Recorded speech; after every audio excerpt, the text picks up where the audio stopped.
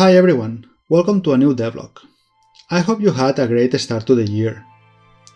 As many of you know, the indie dev life is not easy, and some weeks are harder than others. For me, the struggle is due to the economic income and the time available.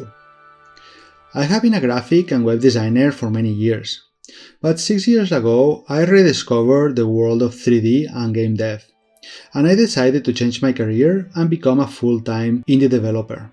Since then, I have continued doing web and graphic design to fund my games, although less and less because that work makes me very unhappy. I found myself in a situation where I needed to generate income, but at the same time I was so burnt out doing that kind of work that I couldn't continue. So in my search for new sources of income, I decided to sign up in Fiverr to fund my game. If you're in a similar situation, maybe that can be a good option for you as well. Feel free to ask me anything about the process, I'm more than happy to help. I'll leave the link to my Fiverr account in case you want to take a look. This week I was working on a character that I was commissioned for a video game. The truth is that being able to be part of other projects and collaborate with other indie devs is a very satisfying experience that also helps you grow professionally. I explain all of this because some weeks it's hard to find time to progress in my game, which also causes me frustration, because the progress is very slow and makes the project even longer. Anyway, this week, along with commissions plus holidays, I realized that the UI I designed for the equipment was not quite what I wanted. So I'm in the process of redesigning it. At the same time, I was working on the model of the main character, doing the retopology. I'll explain a little bit the current progress of this week. Regarding the UI, I made quite a few changes that I think improve both the experience and the communication with the player. On a general level, I have designed the layout for the top menu and the bottom navigation, in order to maintain a consistent design across all the screens. The top menu is now smaller and takes less space, which gives me more room to play with the rest of the content. On the other hand, what I call bottom navigation only shows the button legend that changes depending on the actions available on the screen.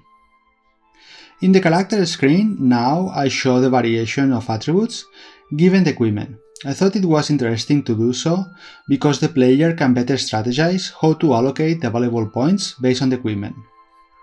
In the inventory screen, I have made some changes as well.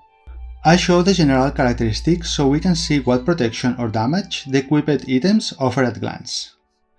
On the other hand, when we select an item, the camera will move, hiding the character and showing the item's characteristics. One of the improvements is the comparative information.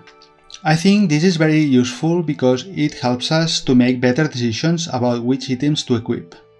In green, when the feature is better than the equipped item, in orange if it's the same, and red if it's worse. As you can see, the bottom navigation changes depending on the available actions. Inside UE4, I have started to program all the input management to navigate in the UE with the controller. One of the biggest challenges for me is the fact of having few buttons on the controller, but at the same time I want to simplify the navigation as much as possible. The top menu works with L1 and R1. Those buttons are reserved and exclusive for that navigation. In the inventory, we move the category with the right and left of the D-pad. Once we select a category, the focus is placed on the first item, and with the D-pad we can move in all directions. To return to the navigation by category, you have to press the circle button, and to see the information of an object, you have to press the cross button. For the moment, I'm going to leave it like this, but once it's testable, I may change it based on the feedback I get. Finally, I finished the retopology of the model. I usually do it manually because it gives me more control. I usually make a super low poly version and add a subdivision modifier to add more resolution and make the geometry smoother.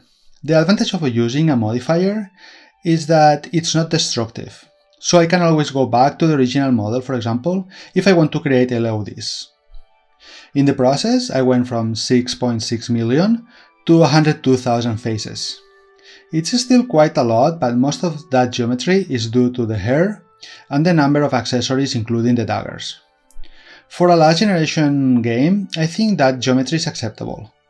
Also, when Lupo wears the hat, I will hide part of his hair, so the number of polygons will be lower.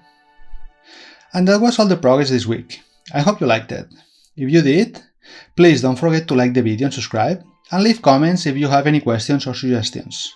Thank you very much for watching, and have a great week.